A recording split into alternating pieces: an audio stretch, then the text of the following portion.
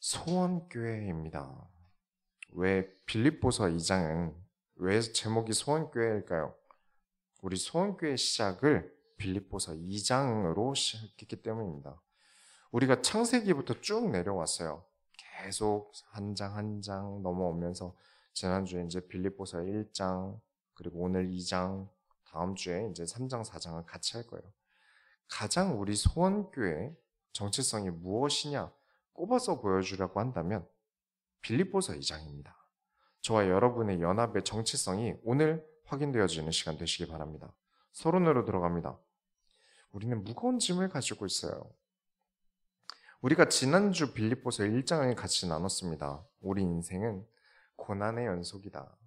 그리고 고난은 영원히 평생 내게 있을 것이다. 그런데 그리스도로 인한 행복이 있는 고난을 받을 것인가? 아니면 그냥 고난뿐인 인생을 살 것인가? 여기서 차이가 난다고 말씀을 드렸어요.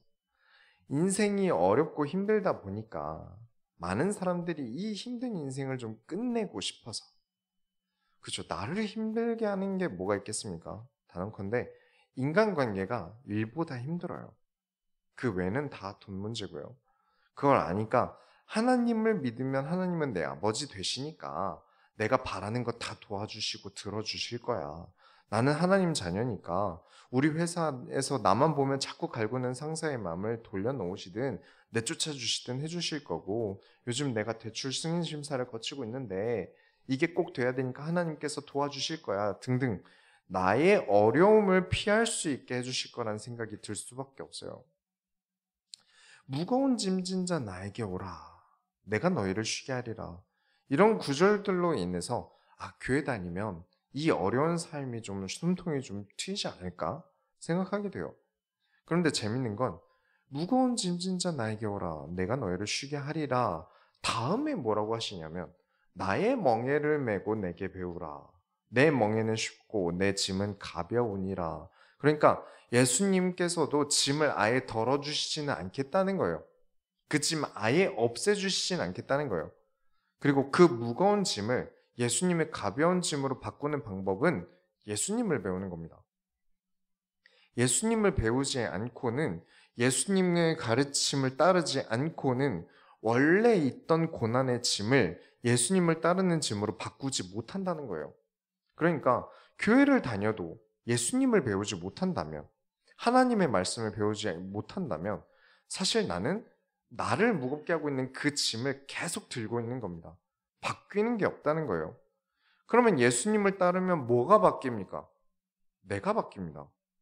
주변 상황이 바뀌지 않고 내가 바뀝니다. 많은 예수님을 따르던 무리들이 왜 예수님을 따랐죠? 이스라엘이 로마에게서 독립되길 원했어요. 그래서 이스라엘이 강대국이 될 줄 믿었습니다. 그런데 예수님을 열심히 따라다녔는데 이스라엘의 상황은 단 한 가지도 바뀐 게 없었어요.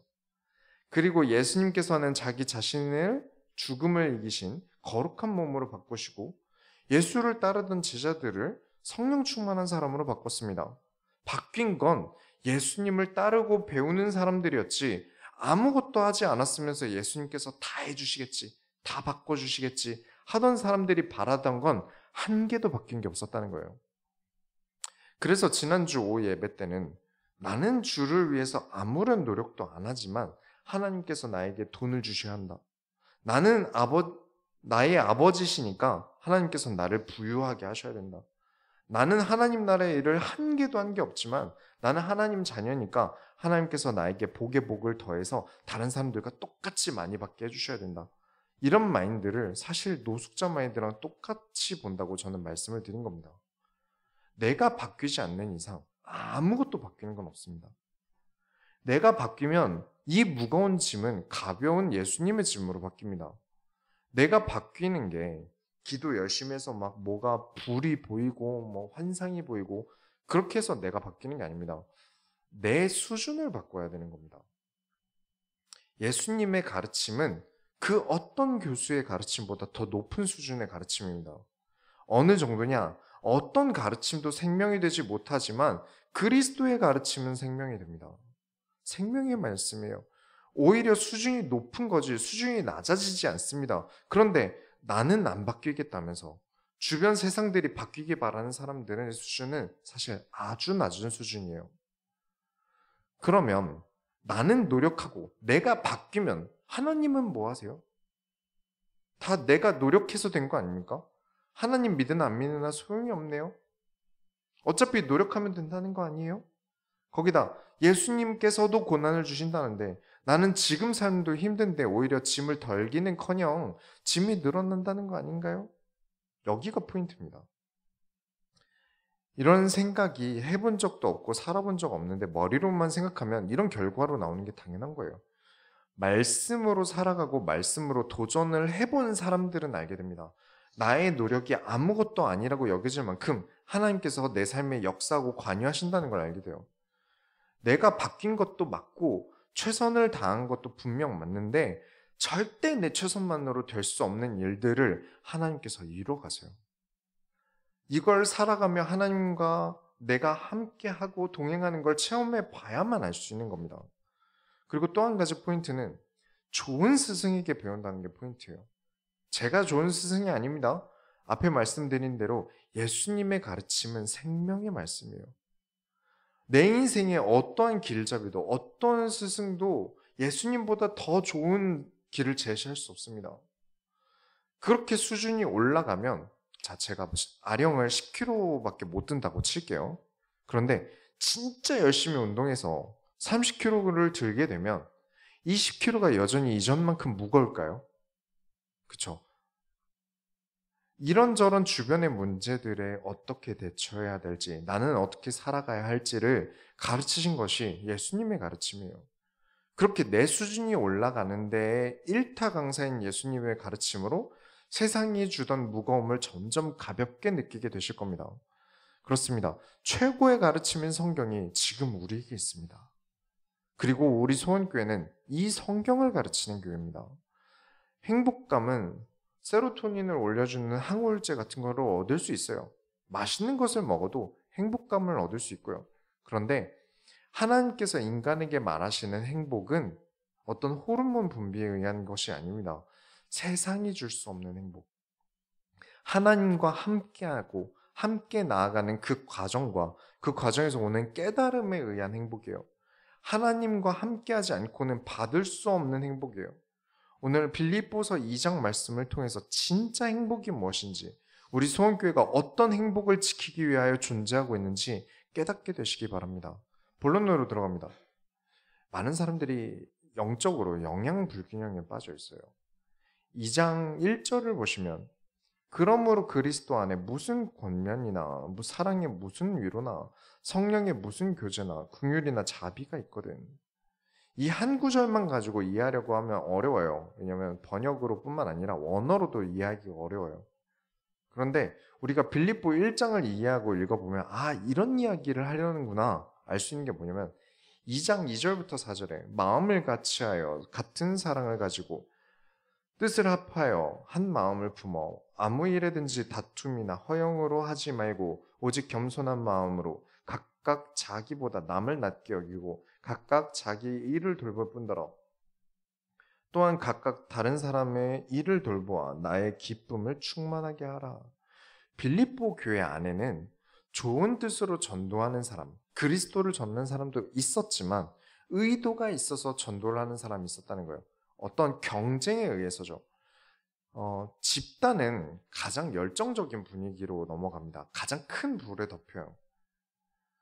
큰 불에 휩싸이는 거죠. 분위기가 전체적으로 골고루 좋게 분포되어 있는 게 아니라 한 곳에 올인해버린 건 사실 좋지 않습니다. 근데 여기 좋은 의도로 전도하는 사람, 아니면 어떤 의도가 있어서 경쟁에 의해서 전도하는 사람, 어느 쪽이 좀 더 열정적이겠습니까? 아무래도 의도가 있는 쪽이 열정적이게 되겠죠. 누가 더 전도를 많이 했냐? 누가 더 전도를 잘하냐? 이런 것에 불이 붙었던 곳에 제가 있어 본 적이 있어요. 그러다 보니까 전도만 되면 뭐든지 괜찮다는 분위기가 잡히더라고요. 그 방식이 잘못되어도 사람들에게 피해를 주어도 크게 생각하지 않아요. 전도만 되면 된다. 여러분, 많이 다방면으로 생각해야 됩니다.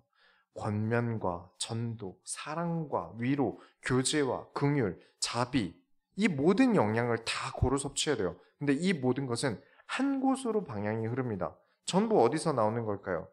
그리스도 예수의 마음에서 나옵니다. 5절에 너희 안에 이 마음을 품으라 곧 그리스도 예수의 마음이니 허영이 없고 다툼이 없고 겸손한 마음으로 남을 여기고 자기 일을 돌보는 것에서 멈추지 않고 다른 사람의 일을 돌볼 수 있는 것은 그리스도께서 그렇게 우리를 가르치셨고 그리스도께서 스스로 본을 보이셨기 때문입니다.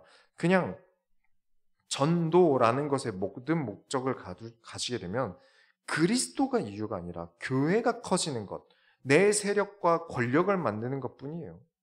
전도만 되면 하나님이 쓰시는 것이다? 인격이든 뭐든 중요하지 않고 전도만 되면 하나님이 쓰는 사람이다? 절대 아닙니다. 다단계도 사람을 모으는데 이득을 위해 전도하는 건 못하겠습니까? 그 전도 안에 그리스도의 마음이 없다는 것, 사명의식이 없다는 것, 그냥 회원 모집일 뿐이에요. 전도뿐만이겠습니까? 교회가 가장 특징적인 걸 이야기할 수는 있어요. 우리 교회 같은 경우는, 우리 소원교회 같은 경우는 성경을 가장 강조하는 교회입니다. 그러나 그것만 하고 있습니까? 그것도 아닙니다. 성경 읽기만 시키고 있는 게 아니죠. 성경을 가지고 어떻게 살아갈지, 전도도 어떻게 할지, 나를 어떻게 성장을 시킬지 그런 것들을 많은 이야기를 합니다. 어떤 교회는 찬양이 메인이 될 수 있지만 절대 찬양만 강조되어서는 안 되고요. 성도는 영적인 영양소를 골고루 섭취해야 됩니다. 어느 한 가지에만 계속 강조되어서는 안 되는 거예요. 우리는 그리스도의 가르침을 골고루 받아야 됩니다. 그 중에 빌립보 교회의 영향이 부족한 것은 그리스도께서 나타내신 사랑이 부족했다. 6절부터 8절에 그는 근본 하나님의 본체시나 하나님과 동등됨을 취할 것으로 여기지 아니하고 오히려 자기를 비워 종의 형체를 가지사 사람들과 같이 되셨고 사람의 모양으로 나타나사 자기를 낮추시고 주기까지 복종하셨으니 곧 십자가에 죽으심이라. 그러면 이 구절대로 하라고 하면 손해 아닙니까? 왜 굳이 내가 종의 형체까지 가져야 됩니까? 나에게 무슨 이득이 있다고요? 자기를 낮추고 십자가에 죽을 필요가 나에게 뭐가 있죠? 그런데 나에게 유리한가, 나에게 필요한가를 따지면서 살아가는 것은 사실 예수님의 가르침은 아닙니다. 그렇다고 무조건 희생하라는 것도 예수님의 가르침은 아닙니다. 예수님께서 그리하셨듯이 하나님께서 원하시면 복종하라는 거예요. 하나님께서 원하시면 종이 되고 하나님께서 원하시면 십자가도 불사합니다. 2장 9절에 이러므로 하나님이 그를 지극히 높여 모든 이름 위에 뛰어난 이름을 주사. 하나님께서 원치 않는 사랑, 하나님께서 원치 않는 그 무엇도 올바르지 않습니다. 그냥 무조건 사랑하고 무조건 희생하는 게 맞다? 절대 아닙니다. 그런 막무가내 행동은, 그런 무지성 행동은 오히려 연합을 피곤하게 만들어요. 내가 제일 편하고 제일 쉽게 남을 도와준다고 하는 행동이 무엇입니까? 제일 쉬운 거. 다 너 잘 되라고 하는 말이야. 이게 제일 쉬워요. 돈도 안 들고요. 내가 잘난 척도 할 수 있고요. 상대방에게 도움되라고 하는 말이고 얼마나 편하고 쉽습니까? 그런데 그런 식으로 남을 돕는 사람은 과연 모든 이름 위에 뛰어난 이름이 될까요? 하나님께서 그 이름을 높이 쓰실까요? 아니죠. 모든 이름 위에 제일 욕먹는 이름이 될 겁니다. 하나님의 명령에 순종하는 자를 하나님께서 뛰어나게 하신다. 하나님께서 원하시는 것을 한다면, 그걸 할 수 있는 사람이라면 왜 못할까요? 하나님이 원하시는데 왜 못할까요? 내 체질에 안 맞아서, 내가 해오던 게 아니라서. 그러나 마치 종의 형태를 띠기까지도, 그 어려운 것까지 할 수 있을 정도로 순종하라. 두 번째로 하나님 소원을 열어드립시다. 항상 설교 끝에 붙이고 있습니다. 왜 붙이고 있을까요? 2장 10절부터 12절에 하늘에 있는 자들과 땅에 있는 자들과 땅 아래에 있는 자들로 모든 무릎을 예수의 이름에 꿇게 하시고 모든 입으로 예수 그리스도를 주라 시인하여 하나님 아버지께 영광을 돌리게 하셨느니라. 그러므로 나의 사랑하는 자들아, 너희가 나 있을 때뿐 아니라 더욱 지금 나 없을 때에도 항상 복종하여 두렵고 떨림으로 너희 구원을 이루라. 바울 보는 앞이라고 서로 아끼는 척 하지 말고 언제나 서로 사랑하라. 그런데 그냥 사랑하는 게 아니라 하나님 아버지께 영광을 돌리는 사랑, 권면, 교제가 되어야 합니다. 문제는 너희 구원을 이루라 이 단어겠죠. 예수님을 그리스도로 믿으면 구원받는 거 아닙니까? 그런데 구원을 이루라는 게 뭡니까? 그럼 구원은 완성된 게 아닙니까? 예수님은 너무나 완벽하게 십자가에서 구원을 이루셨습니다. 자기 입으로 얘기하셨어요. 그런데 사랑 없이 싸우기만 하고 자기 이득을 위해 사기나 치는 교회는 그 구원이 어떻게 보이겠습니까? 과연 교회가 막 싸우고 있어요. 빌립보 교회처럼 사랑이 없어요. 그럼 사람들이 그 교회를 볼 때, 그 교회의 구원을 볼 때 어떻게 생각하겠습니까?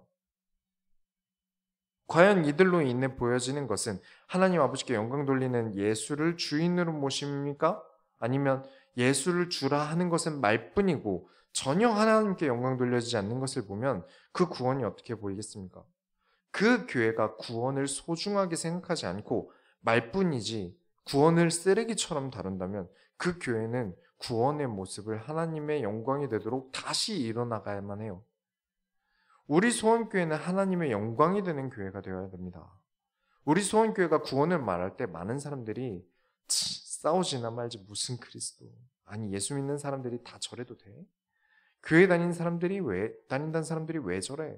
라고 보인다면 그 교회는 하나님께 영광이 되는 구원이 온전한 구원으로 있지 못하는 교회가 됩니다. 그래서 이 교회는 구원을 이뤄내야 하는 교회입니다.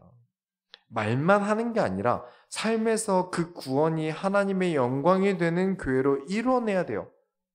그래서 우리 소원교회 핵심 구절이 무엇입니까? 우리 소원교회가 무슨 구절로 시작되었습니까? 2장 13절에 너희 안에서 행하시는 이는 하나님이시니 자기의 기쁘신 뜻을 위하여 너에게 소원을 두고 행하게 하시나니. 빌립보서 2장 13절이 우리 소원교회의 이름이 나온 구절이에요. 내 뜻이 아니라 하나님의 기쁘신 뜻을 위한 교회. 내 이득을 위해 싸우고 나를 자랑하기 위해 연합하는 것이 아니라 하나님께서 소원을 두고 사명을 이루는 교회가 우리 소원교회여야만 한다. 내 영광을 위해서가 아니라 하나님께서 영광을 받으시는 구원을 나타내는 교회가 소원교회여야만 한다. 그래서 14절에 모든 일을 원망과 시비가 없게 하라. 나를 나타내고 내 생각만 말한다고 하나님의 말씀이 가려지지 않고 내 이기적임 때문에 교회에 해가 되지 못하게 해야 됩니다. 15절에 이는 너희가 흠이 없고 순전하여 어그러지고 거스르는 세대 가운데서 하나님의 흠없는 자녀로 세상에서 그들 가운데 빛들로 나타내며. 그런데 흠이 없어야 된다고 하는데 자, 저는 어떨까요? 이 소원교회를 5년째 이끌고 있는 저는 그러면 흠이 없어야겠네요. 완성되어 있어야 되지 않습니까? 아니죠. 저는 흠이 많아요. 저는 흠이 많은 사람이에요. 우리 전부 다 양심을 알지 않습니까? 여러분 흠 없는 분 계십니까? 아니죠. 우리 다 흠이 있습니다.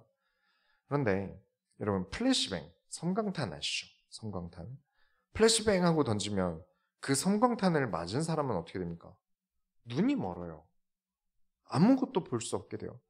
나는 흠이 많으나 하나님의 영광이 나타나면 그 빛이 사람들 눈이 멀어 내 흠을 찾을 수 없다는 겁니다. 그렇기에 우리의 영광의 섬광탄을 던져야 됩니다. 나를 드러내고 내 영광 드러내봤자 나는 흠밖에 안 보이는 사람이에요. 온전하신 하나님의 영광을 나타내면 그 빛에 의해 사람들이 내 흠을 찾을 수 없다. 그럼 어떻게 해야 이 영광의 섬광탄을 던질 수 있겠습니까? 2장 16절에 생명의 말씀을 밝혀 나의 다름질이 헛되지 아니하고 수고도 헛되지 아니하므로 그리스도의 날에 내가 자랑할 것이 있게 하려 함이라. 생명의 말씀을 밝혀서 나의 흠 때문에 헛되지 않도록 만듭니다. 내가 드러나면 흠이 많은 나밖에 드러나지 않아요. 생명의 말씀을 밝혀야 됩니다. 생명의 말씀이 어느 정도 밝아야 합니까? 사람들의 눈이 멀어버릴 정도로 밝아야 됩니다. 그렇지 않으면 내 노력의 수고가 헛되어 버려요. 그렇게 살아가다 내가 하나님 앞에 설 때 내 생명책이 열람될 때, 다음 주에 또 얘기할 겁니다만, 열람될 때 자랑스러워할 대목이 추가되지 않겠습니까? 하나님의 말씀을 입 밖으로만 내뱉는 말뿐인 하나님께 아무 영광도 되지 않는 삶이 아니라 하나님께 영광이 되도록 내 삶에 하나님의 말씀이 밝히 증명되는 모든 소원교회 성도님들이 다 되시기 바랍니다. 세 번째로 변하지 않는 사명을 가지고 계셔야 됩니다. 아무래도 중소기업은 많이 사라지고 또 생기고 사라지고 생기고 사라지고 생기고 그러지 않습니까? 돈이라는 기반이 튼튼하지 않으면 역시 쉽게 무너지는 것 같아요. 그 외에 또 기업이 무너지는 이유가 뭐가 있을까요? 기업의 사명감이 없어서 무너지는 경우가 많다고 합니다. 아무래도 월급도 주고 자기도 먹고 살아야 하니 돈을 쫓는데 돈만 보고 달리다가 돌아봐야 하는 많은 것들을 놓치고 있는 것 같아요. 여러 문 닫는 중소기업 인터뷰를 보면 직원들 입장에서는 돈도 돈인데 열심히 일은 열심히 하는데 미래가 안 보인다. 이런 말도 많고요. 내가 하는 일에 보람을 느끼고 그런 게 있어야 되는데 없다 보니까 한 명 퇴사하면 나머지 남아있는 한 명이 두 명 치기를 해야 되고 그러다 또 문만두면 세 명 치기를 해야 되고 이런 상황에 직면하죠. 그래서 경영 컨설턴트를 할 때 꼭 강조하는 게 기업의 사명을 얘기해야 된다고 합니다. 이 기업은 무엇 때문에 있는 것인가? 직원들도 이용하는 구매자들도 다 알아야 한다는 거예요. 왜냐하면 사명은 신뢰와 연관되기 때문에 그렇습니다. 지금 당장 기업이 어렵고 내일이 힘들어도 이 직장이, 이 기업이 가지고 있는 이 사명 때문에 직원들이 힘을 낼 수 있어야 된다는 거예요. 아무것도 신뢰할 수 없는 사람이 파는 물건을 여러분 살 수 있겠습니까? 그리고 그 신뢰 없는 기업에서 일하는 물건을 만드는 사람들은 정작 그 물건을 자기 집에 두고 쓰고 싶겠습니까? 얼마나 이 사장님이 이 사명을 위해 발로 뛰고 있는지, 그냥 먹고 사는 문제를 넘어서 큰 꿈을 가지고 기업이 나아간다면 함께 힘들더라도 같이 버텨주고 할 텐데 꿈도 없고 비전도 없다면 직원인 나도 필요 없어지면 버리겠구나. 아니면 직원인 나를 정말 돈벌이 수단으로만 사용하는 도구로 보고 있구나. 이렇게 생각을 한다는 거예요. 그래서 함께 우리가 가지고 있는 이 비전을 향해 나아가자. 이 기업의 사명을 위해 나아가자. 라는 비전 컨설팅을 반드시 하라고 조언하더라고요. 이 얘기를 왜 드리냐면 사도들이 먼저 자기 인생을 그리스도를 위해 던집니다. 그렇게 했기에 우리가 지난주 빌립보서 1장에서 보았던 것처럼 바울이 감옥에 갈 정도로 그리스도를 전하는 사명을 감당하는데 우리가 손 놓고 있을 수 없다면서 빌립보 교회가 그리스도를 전합니다. 같은 사명이 공유되었고 같은 꿈을 꾸고 같이 나아간다는 거죠. 2장 17절부터 18절에 만일 너희 믿음의 재물과 섬김 위에 내가 나를 전제로 드릴지라도 나는 기뻐하고 너희 무리와 함께 기뻐하리니 이와 같이 너희도 기뻐하고 나와 함께 기뻐하라. 전제가 뭔지 아시나요? 하나님께 드리고 싶은 무언가가 있을 수 있잖아요. 곡식을 드릴 수도 있고 양을 드릴 수도 있고 많은 것을 드릴 수 있는데 그 위에 포도주를 붓는 걸 전제라고 합니다. 그래서 포도주만 전제만 하나님께 제사를 드릴 수 없어요. 빌립보 교회가 하나님께 드리는 모든 것에 바울 자신, 곧 바울의 생명, 바울의 피를 포도주로 드릴지라도 나는 기쁘다. 정말 기쁘다. 4번 반복해서 말할 정도로 기쁘다. 그리스도를 위해 나아가는 이 소명을 위해 하나님의 소원을 품고 행하는 모든 일에 내가 갈려나가고 내가 어려움이 있더라도 나는 기쁘다. 이런 모습을 바울이 계속 보여줬기 때문에 빌립보 교회는 바울을 신뢰했고 계속 그리스도를 전하는 일을 멈추지 않을 수 있었던 거예요. 내 안위, 내 지각, 내 형편을 위해 달리는 사람에게서는 절대 얻을 수 없는 신뢰입니다. 말뿐인 희생이 아니라 진짜 자기 자신이 본을 보입니다. 많은 사람들이 말만 듣고 믿습니다. 왜 그런지 모르겠어요. 삶을 함께 보셔야 됩니다. 그 사람의 행동을 보셔야 돼요. 그 이야기가 19절 보시면 내가 디모데를 속히 너에게 보내기를 주 안에서 바람은 너희의 사정을 알므로 안위를 받으려 함이니. 지금 바울이 빌립보 교회를 도울 수 없으니 디모데를 보냅니다. 그런데 디모데를 보내는 이유가 무엇이었냐면 20절에 이는 뜻을 같이 하여 너희 사정을 진실하게 생각할 자가 이밖에 내게 없음이라. 바울 주변에 없대요. 디모데밖에 없답니다. 너희 사정을 진실히 생각할 자, 어떻게 해서 내가 이 사람을 이용해서 이득을 보지? 이 사람의 주머니에 돈을 어떻게 털어내게 만들지? 그런 고민하지 않고 어떻게 이 성도들의 영혼을 돕지? 어떻게 내가 이 사람들을 하나님께 영광 돌리는 사람으로 세울 수 있지? 어떻게 해야 하나님 나라의 일을 할 수 있도록 만들 수 있지? 라고 생각할 수 있는 사람이 이밖에 없습니다. 디모데밖에 없다는 거예요. 21절부터 24절에 그들이 다 자기 일을 구하고도 그리스도 예수의 일을 구하지 아니하되 디모데의 연단을 너희가 안 하니 자식이 아버지에게 함과 같이 나와 함께 복음을 위하여 수고하였느니라. 그러므로 내가 내 일이 어떻게 될지 보아서 곧 이 사람을 보내기를 바라고 나도 속히 가게 될 것을 주 안에서 확신하노라. 그들이 다 자기 일을 구한다. 나의 필요에 도움이 되느냐를 구한다. 나에게 도움이 되는 일을 하려고 한다. 그런데 여기서 말하는 그들이 무엇입니까? 사역자라고 하는 사람들이, 주의 일을 한다고 하는 사람들이 다 말만 주의 일이고 말만 하나님의 영광이지 그리스도 예수의 일을 구하지 않았다. 이 점이 저는 되게 놀라워요. 왜냐? 예수님을 실제로 본 사람들이 아직 살아있던 시기 아닙니까? 그리고 그 성령 충만의 초대교회 아닙니까? 그런데 그리스도 예수의 일을 하지 않는데요. 생각하지도 않고 복음을 위하여 수고하지도 않는데요. 많은 사람들이 이렇게 생각합니다. 내가 우리 목사님 해가지고 힘들지. 내가 그래서 믿음이 없지. 내가 바울 사도를 만나면 얼마나 좋을까?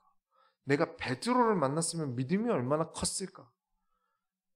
시대 최고의 전도자들, 사도들을 만나면 내가 어떻게 될까? 나는 막 성령 충만해지겠지? 최고의 가르침을 받겠지? 이런 환상을 깨줘야 됩니다. 그들을 만난 사람들, 믿음의 영웅들을 만난 사람들 속에서도 가짜들이 피어납니다. 바울도 얼마나 답답했으면 디모데 이 사람밖에 없다. 내가 보낼 사람이 이 사람밖에 없다.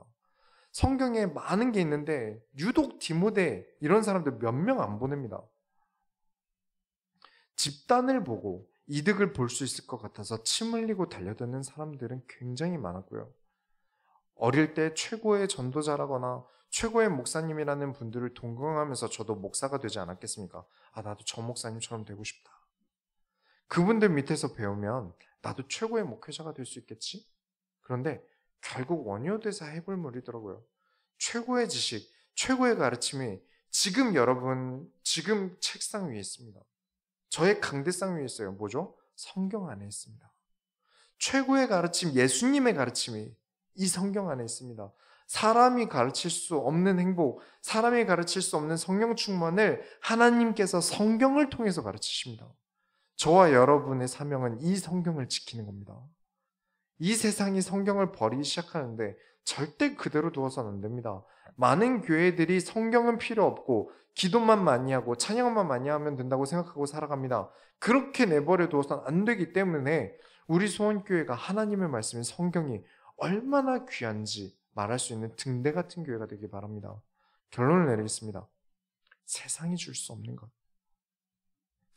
25절부터 27절 보시면 그러나 에바브로디도를 너희에게 보내는 것이 필요한 줄로 생각하노니 그는 나의 형제요 함께 수고하고 함께 군사된 자요 너희 사자로 내가 쓸 것을 돕는 자라. 그가 너희 무리를 간절히 사모하고 자기가 병든 것을 너희가 들은 줄을 알고 심히 근심하니라. 그가 병들어 죽게 되었으나 하나님이 그를 긍휼히 여기셨고 그뿐 아니라 나를 긍휼히 여기사 내 근심 위에 근심을 면하게 하셨느니라. 바울이 감옥에 있는 동안 어려움이 많았을 거예요. 그죠? 그래서 여기 이 에바브로디도라는 사람이 바울을 많이 도왔대요. 그런데 이 일이 쉽지 않았나 봅니다. 병에 들었다고 해요. 이 병이 어째나 심했는지 죽을 뻔했다. 하지만 하나님께서 에바브로디도를 살리셨다. 바울이 신비주의자들, 어떤 기적과 은사 좋아하고 성경 버리는 그 사람들이 바울 같은 사람이었다면 어떻게 얘기했을까요? 내가 이렇게 기도했는데, 내가 금식을 하고 이틀을 기도했는데 에바브로디도가 나왔다. 내가 안수를 하고 어떻게 기도했는데 나의 영역으로 나왔다. 이런 식으로 얘기할 거예요. 하지만 이제 우리 소원교회 성도님들은 다 아시다시피 어떤 사도들도 그런 기적에 관심을 가지지 않았다는 것을 아십니다. 어떻게 해서 나왔다가 아니라 하나님이 그를 긍휼히 여기셨다. 하나님의 은혜를 얘기하지. 내가 이렇게 했는데 나왔다. 내가 뭘 한 게 아니라 하나님께서 하셨다. 그런데 아무리 귀를 열어봐도 세상에서 들리는 소리는 내가 이렇게 기도했는데 하나님께서 응답하셨습니다. 내가 이런 생각을 했는데 하나님께서 그 생각에 응답하셨습니다. 하나님께서 하신 일에 비해 내 기도는 매우 작은 것이고 아무것도 아닙니다. 마치 기도와 하나님의 역사를 하나의 공식으로 묶어버려요. 바울이 에바브로디도가 아파서 죽으려고 할 때 기도하지 않았겠습니까? 얼마나 기도했겠어요? 하나님 이 사람을 낫게 해주세요. 하나님의 일을 할 사람이에요. 기도 안 했을까요? 본인도 감옥에서 죽을 고생하고 있는데도 이 에바브로디도가 죽어가기 때문에 기도했을 거예요. 그러나 자신의 기도의 가치를, 중보의 가치를 높이지 않아요. 하나님께서 우리를 돌봐주셨다. 하나님께서 나의 근심을 면하게 하셨다. 그리고 28절부터 29절에 그러므로 내가 더욱 급히 그를 보낸 것은 너희로 그를 다시 보고 기뻐하게 하며 내 근심도 덜려함이라. 이러므로 그 너희가 주 안에서 모든 기쁨으로 그를 영접하고 또 이와 같은 자를 존귀하게 여기라. 하나님의 역사를, 하나님께 영광 돌릴 만한 기쁜 소식을 빌립보 교회 사람들에게 빠르게 보여주기 위해 에바브로디도를 빌립보로 보냅니다. 감옥에서 상황이 바울은 힘들고 외롭지 않았을까요? 여러분 군대 가보신 분들은 아시겠지만 누가 면회왔다고 하면 진짜 기뻐요. 엄청 좋거든요. 그런데 나를 챙겨주던 사람을 빌립보로 보내고 나는 혼자 남아야 돼요. 우리 연합의 기쁨을 위해서, 빌립보의 교회의 연합을 위해서, 그래서 나를 희생해서 혼자 있게 둬도 이 기쁨을 빌립보 교회에 보냅니다. 이런 기쁨은 내가 맛있는 음식 아니면 항우울제 같은 세상에서 돈으로 살 수 있는 행복이 아닙니다.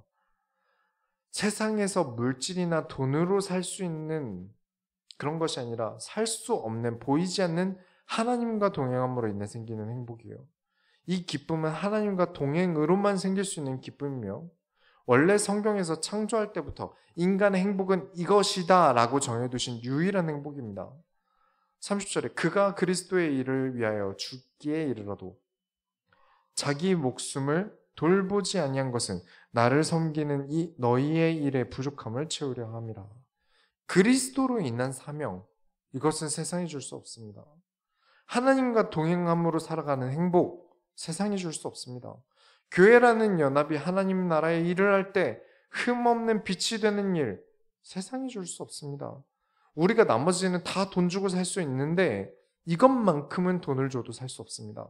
이 행복을 아는 사람이 감옥에서도 기쁨을 말하고 십자가 질 때도 순교할 때도 기쁨을 말하고 엄청난 고난에서도 화평을 말할 수 있습니다. 그리스도의 일을 위해 죽기까지 이르러도 자기 목숨을 돌보지 않을 만큼 하나님 나라의 일에 매달렸습니다. 왜죠? 행복은 불행 속에서도 가질 수 있고 이 행복만큼은 불행 속에서도 가질 수 있고 이 행복만큼은 감옥에서도 가질 수 있습니다. 이 행복만큼은 죽음 속에서도 가질 수 있습니다. 돈으로도 뺏길 수 없으며 돈으로도 살 수 없고 아무것도 없는 곳에서도 가질 수 있는 유일한 행복입니다. 한 주간 하나님께서 주시는 진짜 기쁨을 가지시면서 소원교회만이 여러분에게 줄 수 있는 하나님의 말씀으로의 행복이 넘치게 되는 시간 되시기 바랍니다. 우리가 하나님의 손을 끌어드립시다. 하나님 감사합니다. 오늘 말씀을 통하여 우리가 세워지게 하여 주옵소서. 우리의 삶이 기쁨이 넘칠 수 있도록 세상이 줄 수 없고 세상에서 구매할 수 없으며 세상이 뺏을 수도 없는 하나님과 동행하는 행복이 한 주간 가득하게 하여 주옵소서. 살아계신 예수 그리스도의 이름으로 기도드렸습니다. 아멘.